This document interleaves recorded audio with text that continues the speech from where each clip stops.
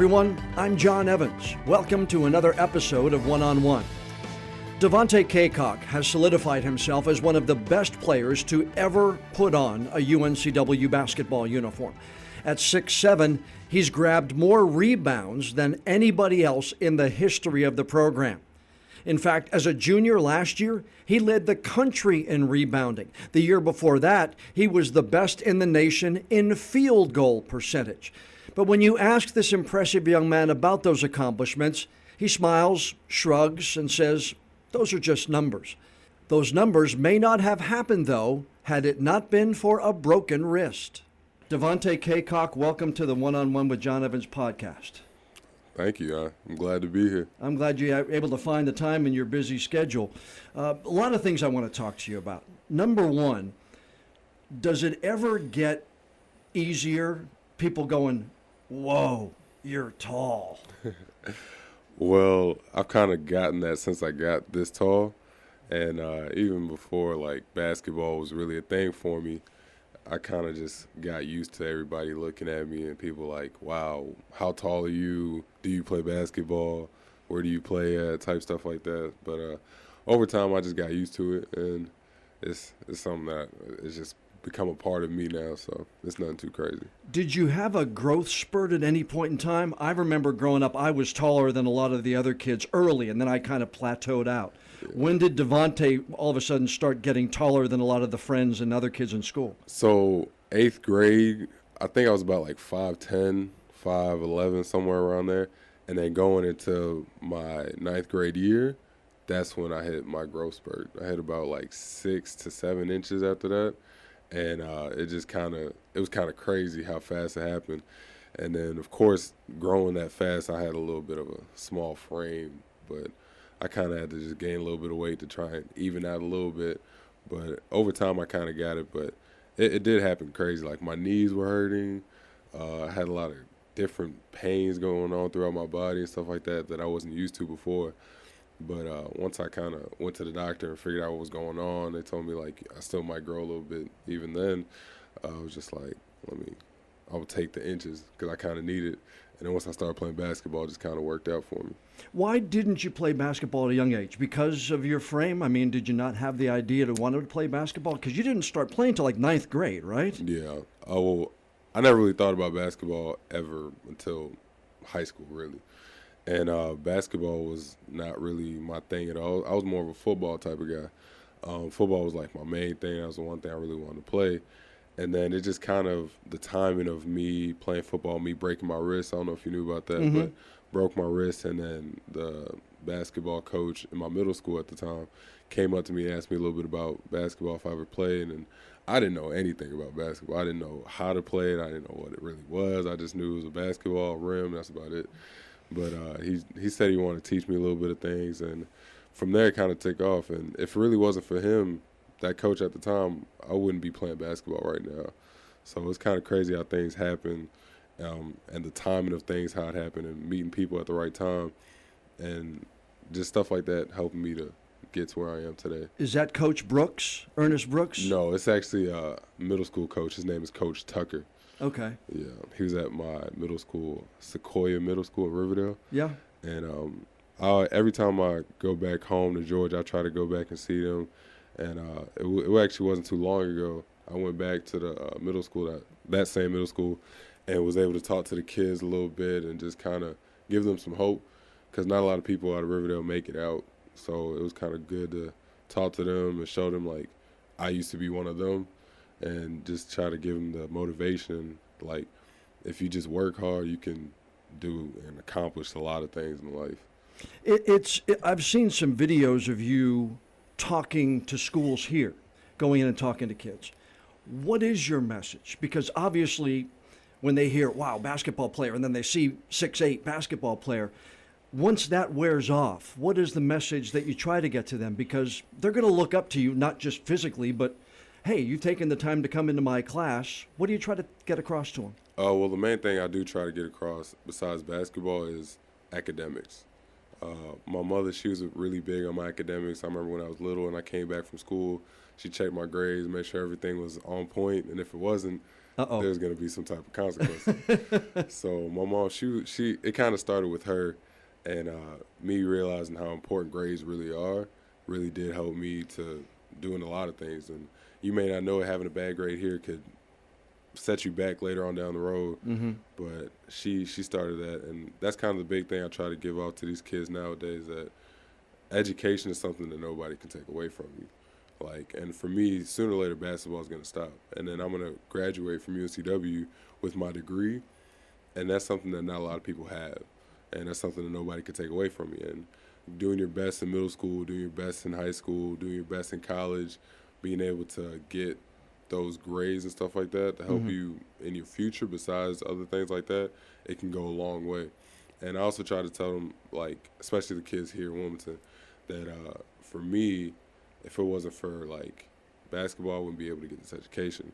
And besides it being basketball, they could get academic scholarship to any college that they want, as long as they do very good in their class and stuff like that. And, like, some of the teachers did talk to me before, like, I would talk to them, and they told me, like, some of the kids don't really take school and academics as seriously as they should. And when I heard that, I'm like, all right, we gotta talk a little bit about this, because it's something big.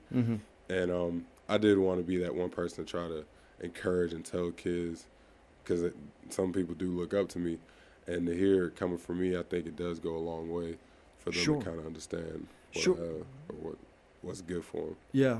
Now, you were born in Chicago, grew up, I guess, part of the time in Wisconsin as well, right? Barely, but it was just, barely. But I mean, but you moved several times as a child. What was family life like? Oh, well, I had a lot of family, and most of my mom's side lives in Chicago. They came up from Jamaica, and it was just a lot of moving around for a little bit for me. And I had friends here, friends over there, and it was just trying to get used to different people, meeting new people in different places like that. And then my father's side of the family, he's from Haiti, so my dad's side, some people were in Haiti, some people moved to Chicago, some people in New York, some people in Florida. So I kind of got a couple spread of places where my people are at. And it was just a lot, kind of. But I knew I grew up with my mom's side of the family, so I knew all of them. Every time I go back to Chicago, I see all of them, and it's just good to kind of have them support me and stuff like that. And because like even during the Christmas we played in Georgia, I had some of my family from Chicago come down to see me. And it does help me, of course, and it's a good thing to feel and have, and to be able to know that my family does support me, and I keep them proud and stuff like that. But it's cool. But mom was a stickler for your grades, though, huh? Yeah, for sure. She was on it. She made sure I had my grades. She grades was more important than anything. Basketball, friends, playing, all that stuff. Like, if my grades aren't good, I can't do anything. And she did a really good job of me realizing how important that is, and how I just got to keep going no matter what, keep getting my grades. And that's how she was, because most, like, with her, she's like one of the few in her family that went to college. So she sees how important education is and how successful she is. It's just her having that hard work and that ambition to still get her education no matter what. What did she do for a living?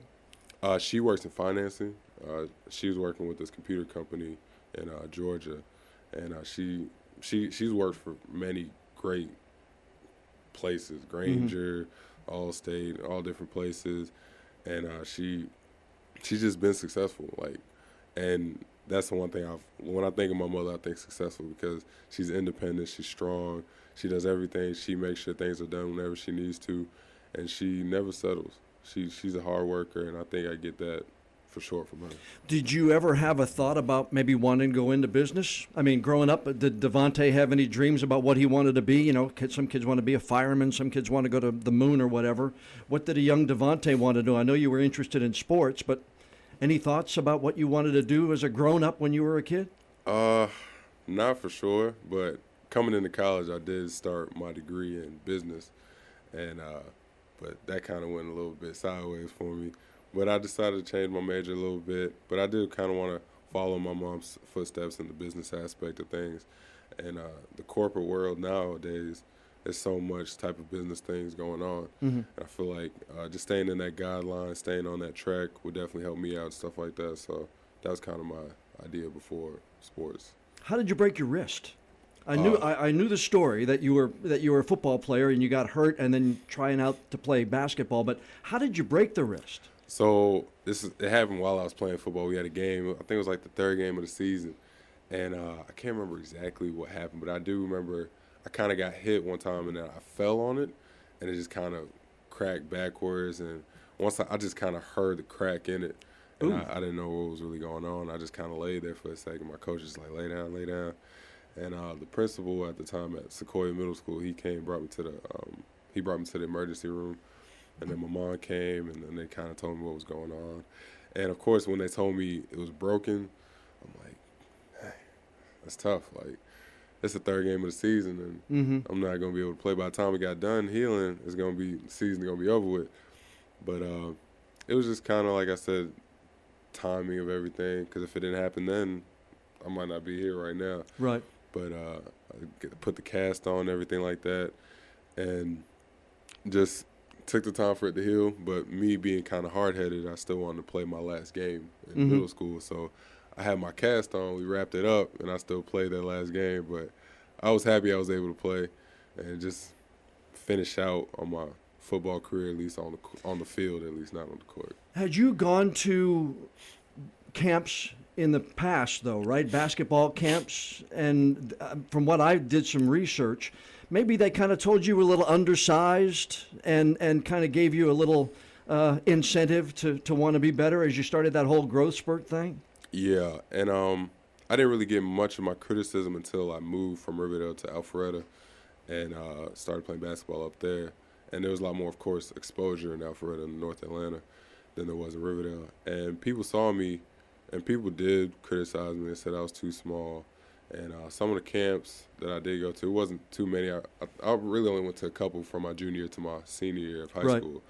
And most of the people were saying, like, he's athletic, he has a good motor, which they still say now. But every once in a while I hear a couple people say, oh, he's undersized, he doesn't do this, he doesn't do that. And, like, it does add to my fire, of course. And it's just kind of my drive to prove people wrong as to, like, yeah, I may be a little undersized, but there's some other things that people can't do as good as I can do. And there's been a lot of people that would say stuff, not even just about me, but maybe about a team, or they don't do this, they don't do that. And I feel like that should be drive for anybody, that somebody doubts you or somebody thinks that you can't do this, you can't do that. Show them what you can do. Show them you can do it really good. And I just kind of use that as fire. Even to this day, people still say stuff about me, but I like to hear it. Like, it just keeps me going. I was going to say human nature would want to be able to prove those people wrong. And now, you may not remember everybody who said it, but I can imagine when some of those accomplishments were over, you just kind of put that in your pocket and say, okay, that's one down. I'm going to do it again. It seems to me like that fuels you when you get out on the court. Yeah, definitely. I actually have a wristband that says prove them wrong. And I just kind of use that as my drive. I have to. Like, that's part of my ambition. It's part of my drive. It's part of why I work so hard to prove people wrong and show them, like, not even just for me to prove other people wrong, but to show other people that no matter what people say about you, no matter what people think about you, as long as you give it your all, you give it everything that you got, you can accomplish anything. I know that as a big-time college basketball player, you have to kind of put the headlines at times out of the back of your mind. But one article I read, I don't know if it was the headline or the first or second line, said, "Who is this Cacok kid?" You were playing, I guess, out against Chattahoochee? Yeah. And that's apparently when you took a pretty major step forward in your career. Yeah. And really told people, I'm that Cacok kid, right? Is that how it played out? Yeah, I remember that game like it was yesterday. It was in high school. It was my junior year, and this was at Alpharetta High School. And we played Chattahoochee. It was our rival there right down the street from us. And we had a lot of people come in, and it was Chattahoochee had a top recruit, 5-star guard. His name is Marcus Sheffield. He plays for Stanford. And me and him are pretty cool. And they came, played us at home. So a lot of people were there to see him. And that game, was a great game for me. But the thing is, I had been having those type of great games before, but nobody just saw me because I wasn't playing against top players like that. So we had a crowd. We had a lot of people there. We had hoop scene there, and they saw what I was doing, and I think I had like 25 some points, a lot of dunks, a lot of blocks, stuff like that, and just having that high motor that I try to continually have. And I think once they saw that and they wrote the article about me, it was a pretty well-known thing in Georgia, hoop scene, and I just kind of took off from there. Like, people started contacting me, AAU teams started contacting me. They started inviting me to camps, stuff like that, and it was a whole new system. It was a whole new learning experience for me. And once it went from AAU coaches to picking a team to playing over the summer to meeting new coaches in college and stuff like that, and then getting my first offer, it just kind of took over and took off from there. How did you deal with that, though? I imagine that had to be just like a whirlwind of attention, and maybe for somebody who's not ready to deal with that, that could have been overwhelming. How did you deal with it? It was definitely overwhelming. Like, it happened so fast too, because mostly people, they get recruited over all 4 years of high school, but for me, it all happened in one summer.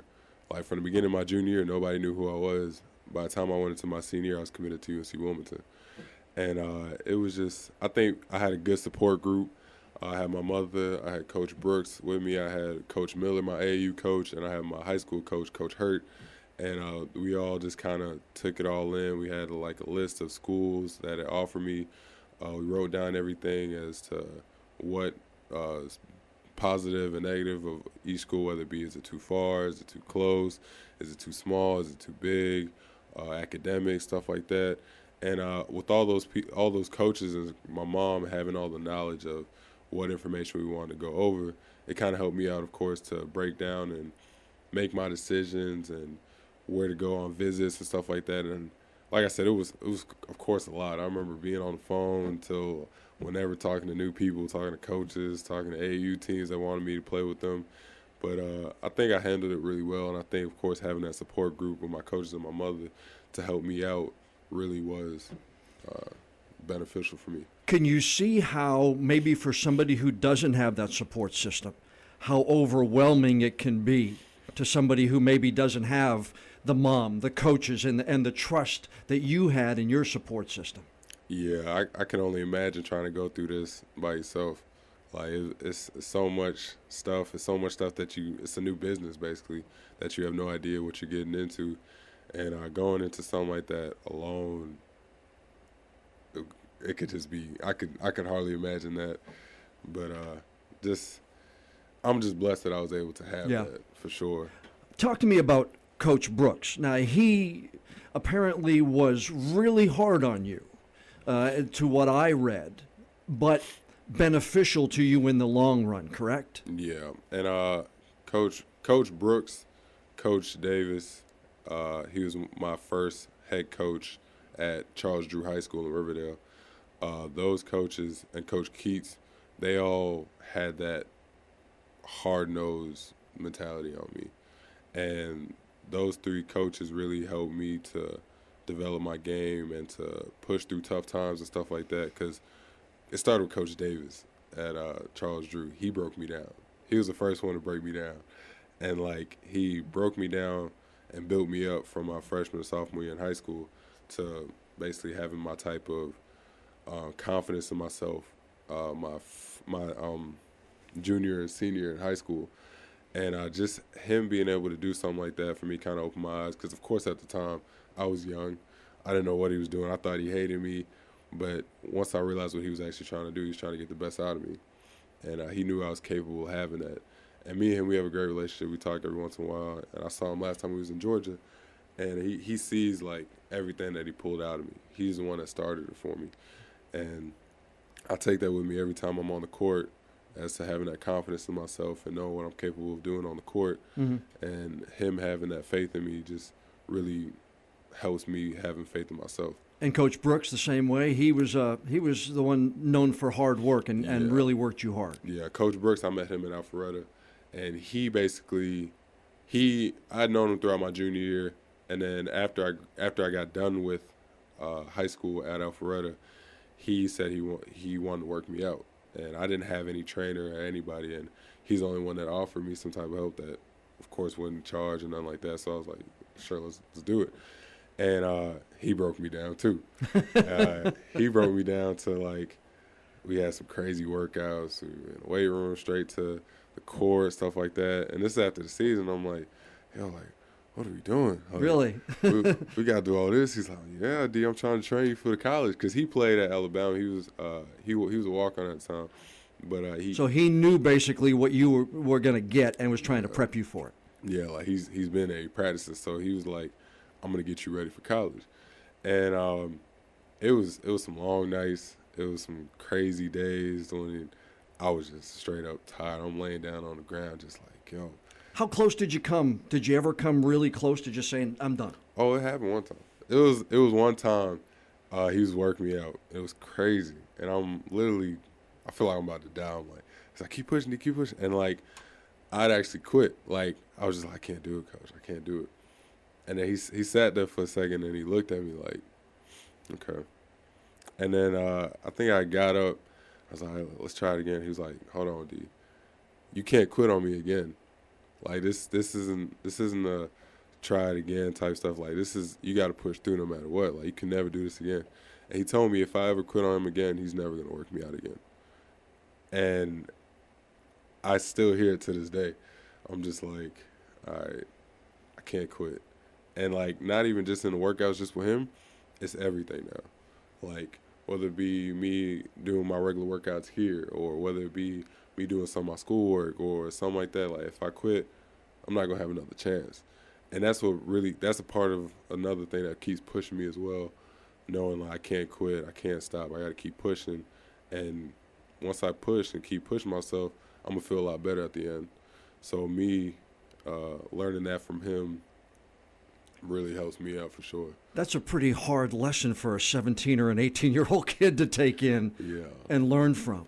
Yeah, it was crazy, but it was a lesson I needed to learn, and I'm glad I learned it. What was the biggest eye-opener about college and classwork and responsibility? Because you come into college, you're away from home, hey, let's go party or whatever it is. You're a college kid, you're here on scholarship, you're a basketball player, but you do have to go to class. You do have to keep the academic side of student-athlete up there. What was the toughest part of that? I know for sure having a balance was the biggest thing for me. Being able to balance the workouts, balance the schoolwork, balancing the study hall, stuff like that, and make sure I get everything done. That was a lot different than, of course, high school. High school was a lot more structured, there's a lot more setting the ways and stuff like that. With college, you're free. Like, it's up to you to get everything done. If you don't get your work done, the professors ain't going to come to you about trying to get you to turn in your work.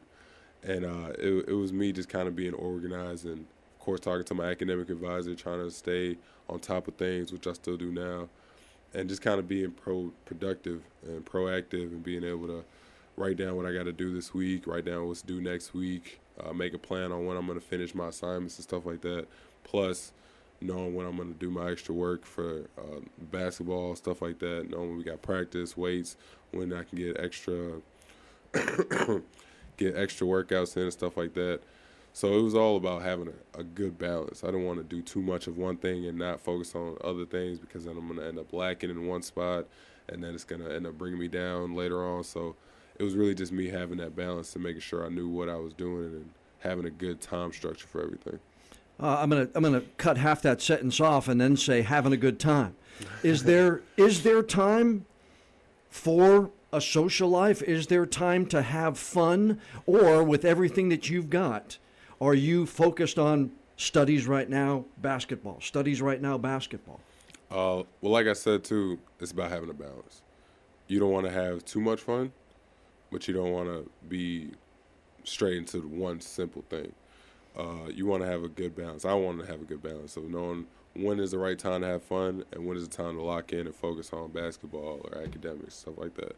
And I feel like for me, it took time, of course, to have that maturity and be able to focus on a couple things. But like right now, I have my mainly focus is graduating, doing what I can on the court, having a social life, of course, but still focusing on what's important. And like I said, just having that good balance, not too much of one thing, not enough of the other, because that unbalanced thing will throw you off. Sure. So I try to keep that.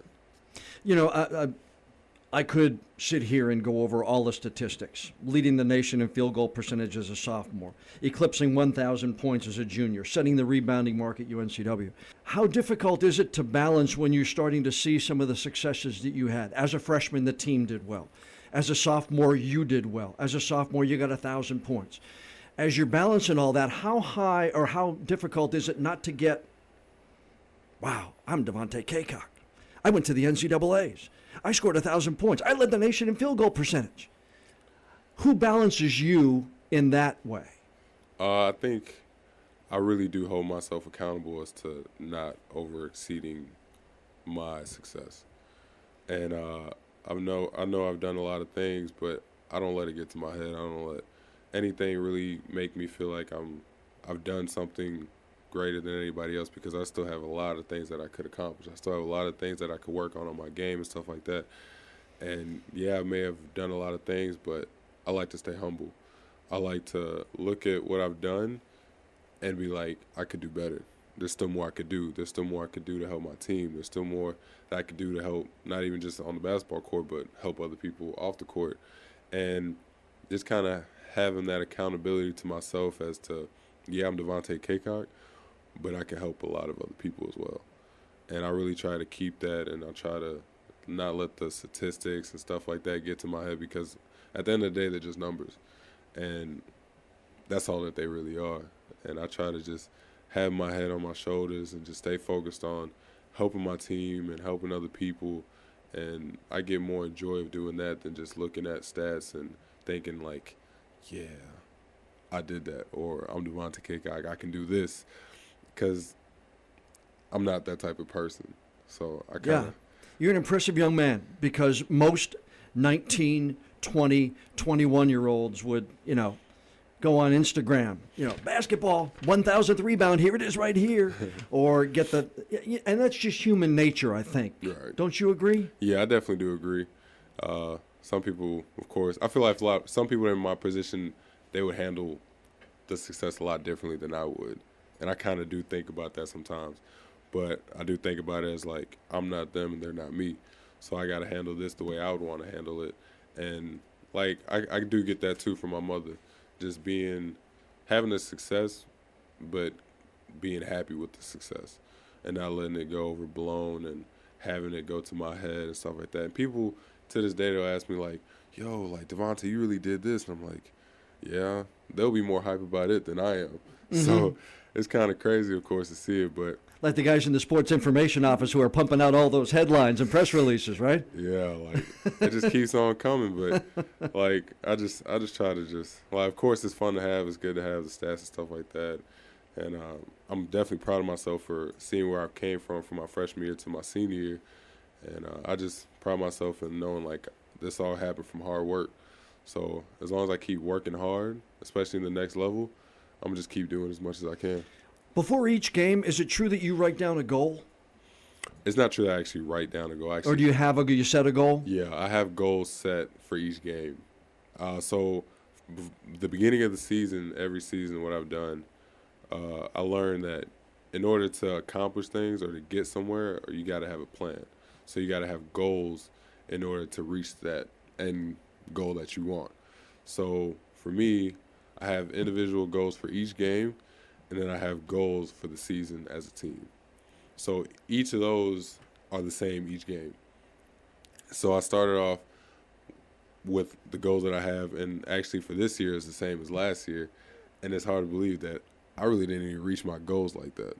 I kind of set my goals up at a high standard, but at a standard that could possibly be obtainable. So, like, for example, 2 of my goals for last year individually was averaging 20 points a game and averaging 14 rebounds a game. Those are my goals.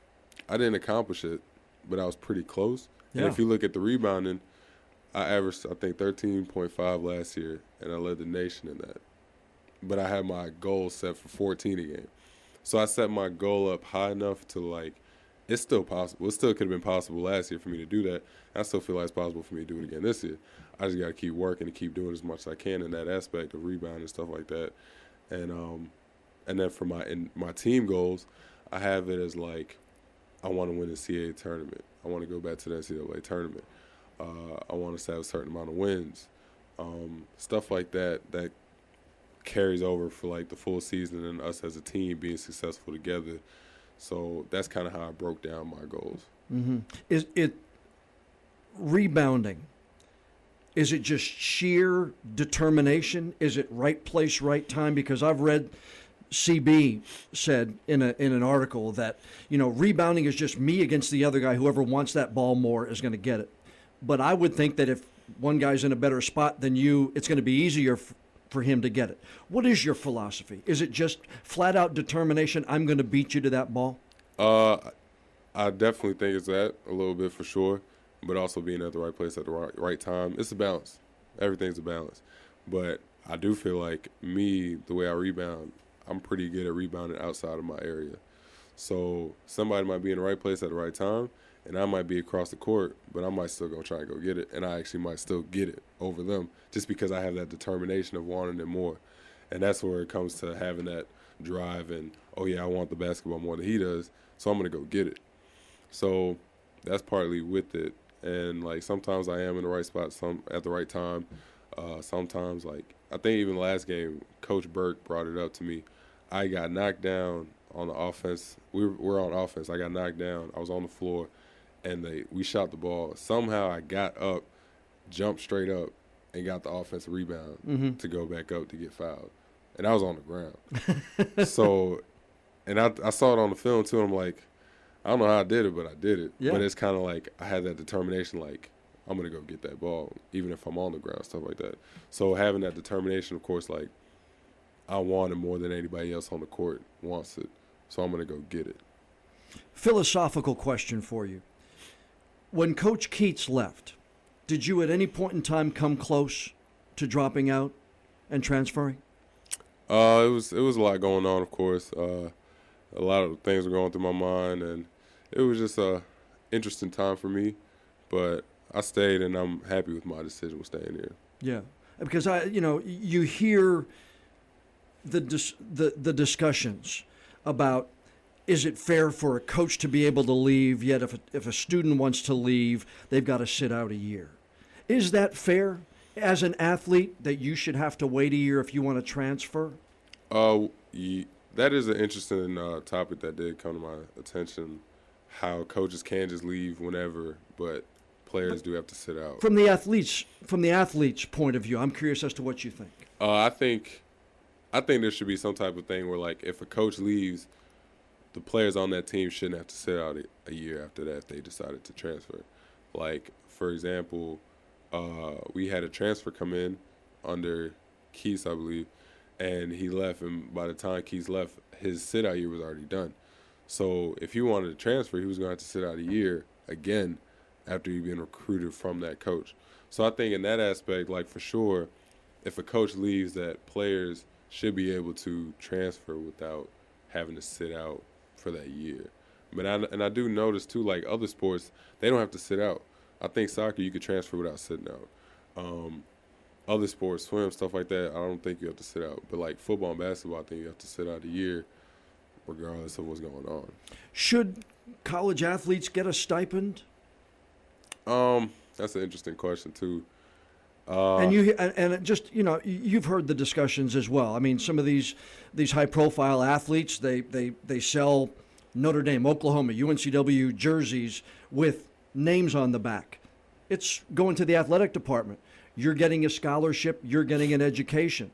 Where should the balance be? I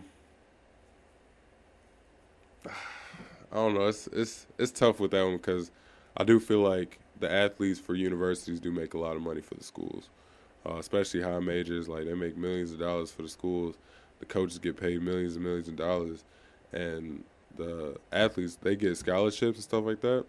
But to some people, it's not enough as to them giving up their body. Mm-hmm. But for some, they're getting a scholarship. They don't have to worry about student loans after college. You're playing at a D1 university. You're getting a D1. You're getting education from a college. Sure. So some people feel like that's enough. But it all depends on the person, I feel like. And different people will give you different answers on what they believe on that. But I feel like there needs to be a balance to some extent, too, as well, with that. How does Devontae balance social media? When I was in high school, we didn't have that.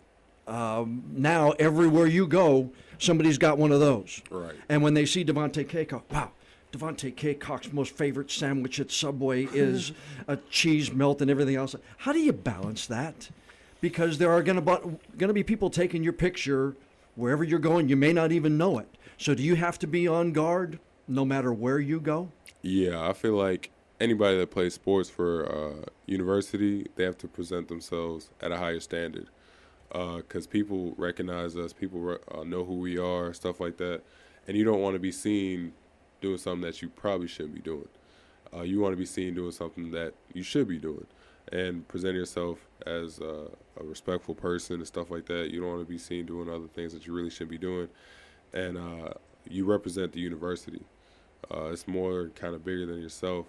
Like some people, of course, would think differently. Everybody has their own opinion.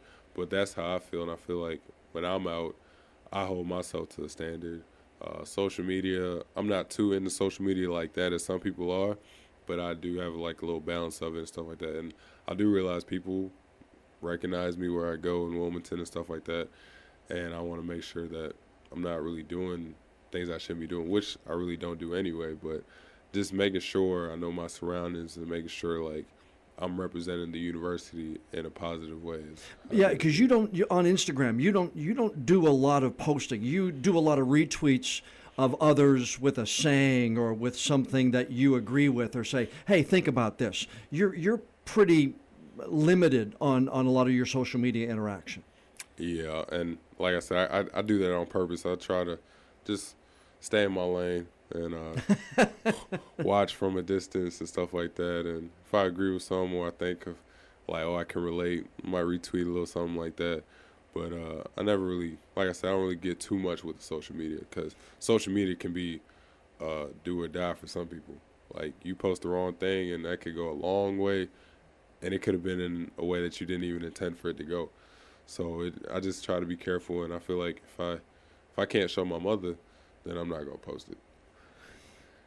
What do you do when you have time to yourself? Devontae's got an afternoon off. You don't have to practice. You have no classes, and they just tell you to go have Devontae time. What do you do to relax? What do you do to have fun? I don't really do too much, but I'm a PlayStation guy. Uh-oh. So I play a little bit of Call of Duty.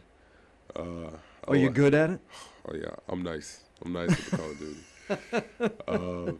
But, yeah, nothing too crazy. Just play some games. Like I said, I got my dog. I take him out, run around, throw some tree branches. He'll go get it, stuff like that. And nothing too crazy. We got a beach, so I like to go to the beach every once in a while. I was going to ask you, how often, what are your favorite places in the area? Do you go downtown? Do you go to the beach? You just kind of go and spend some time and let the mind just kind of wash out a little bit? Yeah, definitely at the beach. I haven't gone too much this year just because I've been a little bit too busy. But when I have a little bit of free time, I go down there, just kind of relax. Like having a beach, I don't know where I'm going to be in the next couple months, so I might not have a beach anymore. So I kind of try to enjoy it and take what I have and be grateful with it. So I'll take that and enjoy it. Where do you see yourself in the next 5 years?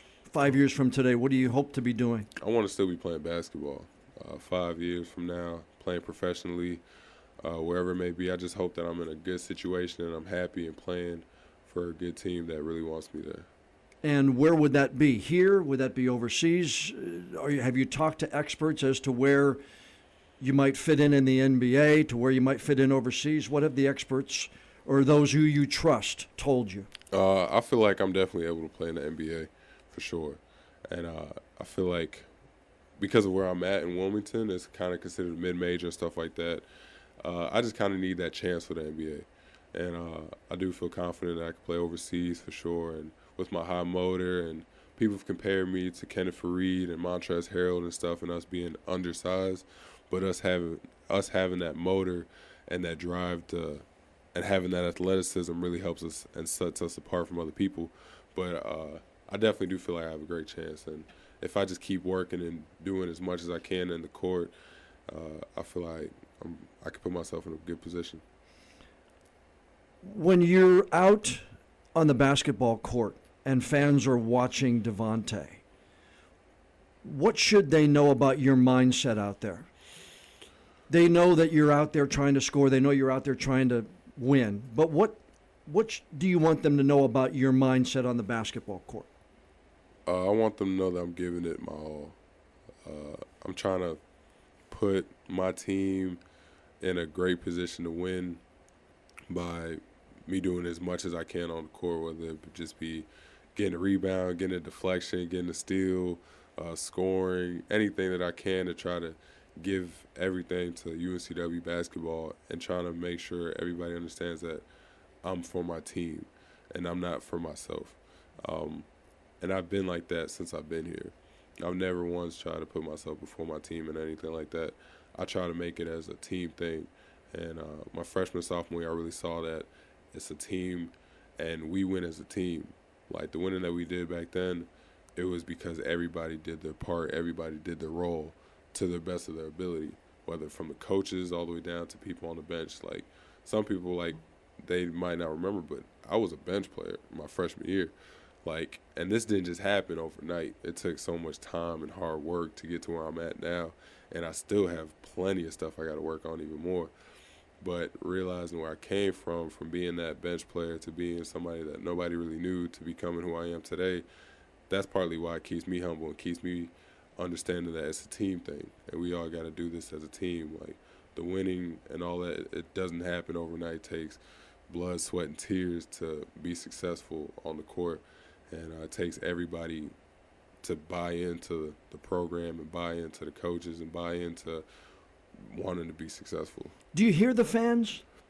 Oh yes, every time I hear the fans in the background be like, "Go Devontae." I hear the fans, "Go Seahawks," all that stuff. And do you also hear the other ones when you're playing like at Hofstra saying, you know, you're no good or whatever? Oh, Do they get on you, and is it difficult to put that out? Because I know you've probably got yourself tuned to hear Coach McGrath, because they say that the coaches register in there and whatever they say you probably hear.